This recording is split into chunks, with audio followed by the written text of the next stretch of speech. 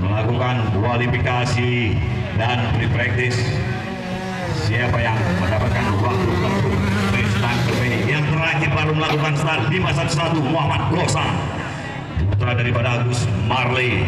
Yang terakhir melakukan start nomor 511 asal KMS Banda Aceh.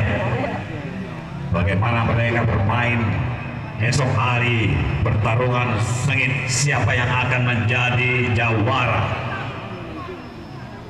Penonton yang berada di dalam lintasan, mohon panitia dan petugas keamanan.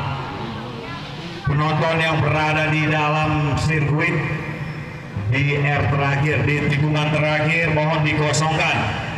Mohon petugas supaya penonton yang berada di terakhir, tikungan terakhir, mohon dikosongkan. Iya, Madan 07 tikungan Alok Semawe baru saja melintas. Oke, untuk kelas selanjutnya kita panggilkan Bebek kualifikasi fakta 125 cc senior.